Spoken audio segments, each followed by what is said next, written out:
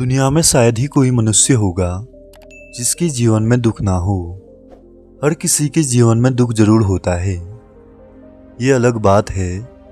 हर किसी के दुख का लेवल अलग अलग होता है, कहीं ज़्यादा तो कहीं कम। पर अक्सर लोग दुखों को अपने ऊपर हावी होने देते हैं, जिसके कारण जिंदगी में वो बिखर जाते हैं। जबकि गौतम बुद्ध के अनुसार दुख हमारी जिंदगी में हमें निखारने के लिए आता है।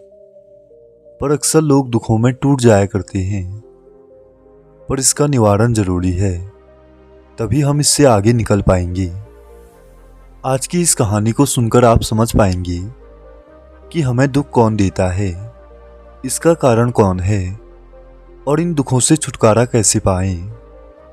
तो इस कहानी को बड़े ही ध्यानपूर्वक और शांत होकर सुनना, क्योंकि इस कहानी में जीवन की सबसे बड़ी सीख है। एक बार महात्मा बुद्ध किसी गांव में प्रवचन दे रहे थे। जब उनका प्रवचन समाप्त हुआ तो वो अपनी बात समाप्त करते हुए बोले, मानव के दुखों का कारण है स्वयं को किसी से बांधना। जहां पर मोह होता है, बंधन होता है, वहां पर दुख स्वयं ही उत्पन्न हो जाता है। अतः अपने बंधनों से बाहर निकलने का प्रयास करें। इसके बाद उन्होंने सभी को आशीर्वाद दिया और अपने आश्रम में लौट आए। अगले दिन उनसे एक व्यक्ति मिलने आया। वो बुद्ध को दंडवत प्रणाम करता है और कहता है, हे महात्मन, कल मैंने आपका उपदेश सुना। आपकी बातें मेरे हृदय में उतर गई। मैंने अपने बंधनों को तोड़ दिया है, सारी मोह माया का त्याग कर दिया है। अब मैं आपकी शरण में आना चाहता हूँ। उस व्यक्ति की बात सुनकर बुद्ध मुस्कुराए और धीरे से बोले, तुमने कौन कौन से बंधन तोड़े और किसका मोह त्याग दिया है? वो व्यक्ति बोला, मेरे घर में मेरे माता पिता और पत्नी हैं।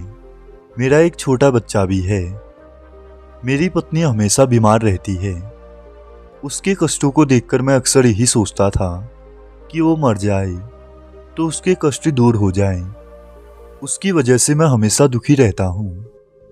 लेकिन जब कल मैंने आपका प्रवचन सुना तो मेरी समझ में आ गया कि मेरे परिवार से मेरा बंधन ही मेरे दुखों का कारण है। अगर मैं इसके चक्कर में पड़ा रहूंगा तो कभी सत्य को नहीं जान पाऊंगा। इसीलिए मैं अपने घर को त्याग कर आपके पास आ गया हूं। बुद्ध ने पूछा, क्या तुम सचमुच अपने बंधनों से मुक्त हो गई हो?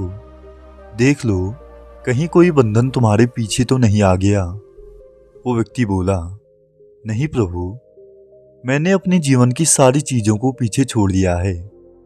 अब मैं आगे बढ़ना चाहता हूँ। उस व्यक्ति की बात सुनकर बुद्ध कहते हैं, अगर ऐसी बात है तो फिर ठीक है।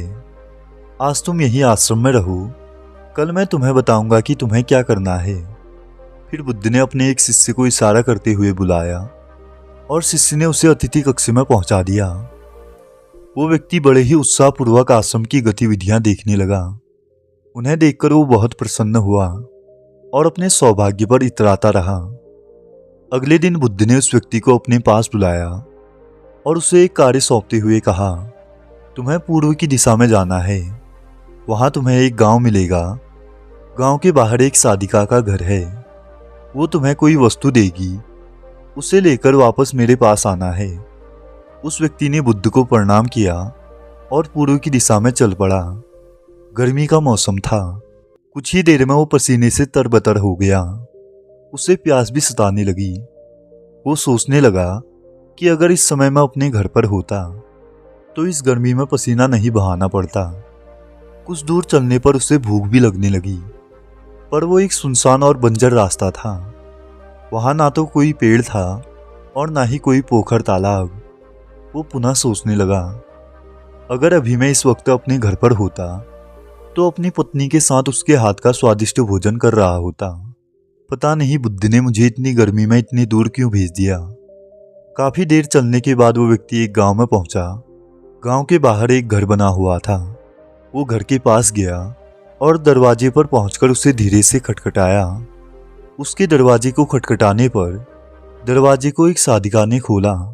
उसके चेहरे पर एक अद्भुत तेज था। वो व्यक्ति उसे देखकर मंत्रमुग्ध हो गया साधिका ने उसका अभिवादन करते हुए कहा, मैं जानती हूं आपको बुद्ध ने भेजा है, कृपया अंदर आ जाएं। साधिका की बात सुनकर वो व्यक्ति घर के अंदर चला गया। साधिका के कहने पर उसने पानी से हाथ मुंह धोया और चटाई पर बैठ गया। साधिका ने उसके सामने भोजन की थाली परोस दी। वो जल्दी जल्दी भोजन करने लगा। अचानक उसकी नज़र साधिका के पैरों पर पड़ी। उसके पैर बहुत सुंदर थे। वो उन्हें देखता ही रह गया। तभी साधिका ने उसका ध्यान भंग किया और बोली, जिस व्यक्ति को बुद्ध के चरणों में स्थान मिल गया हो, फिर उससे किसी अन्य के चरणों की आवश्यकता नहीं पड़ती। साधिका की बात सुनकर वो व्यक्ति लज्जित हो गया और नजरें नीची करके चुपचाप भोजन करने लगा। भोजन करने के बाद साधिका ने उससे कहा, आप बहुत दूर से आए हैं और थक गए होंगे। आप यहीं चटाई पर लेट जाएं, मैं पंखा कर दूंगी। वो व्यक्ति सच में बहुत थका हुआ था। वो चटाई पर लेट गया। उसने अपनी आंखें बंद कर ली। साधिका भी उससे पंखा करने लगी, पर लेटने पर भी उस व्यक्ति को चैन नहीं आया।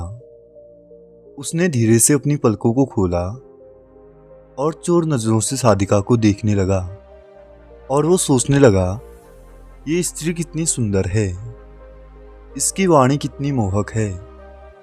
अगर ये मेरी पत्नी होती तो मेरा जीवन तो स्वर्ग बन गया होता। साधिका उसकी मन की बात समझ गई और कहती है, शरीर में कुछ नहीं रखा है, यह केवल मांस, मज्जा और अस्थियों का जोड़ है। यह तो नासवान है और एक न एक दिन इसे मिट्टी में मिल जाना है।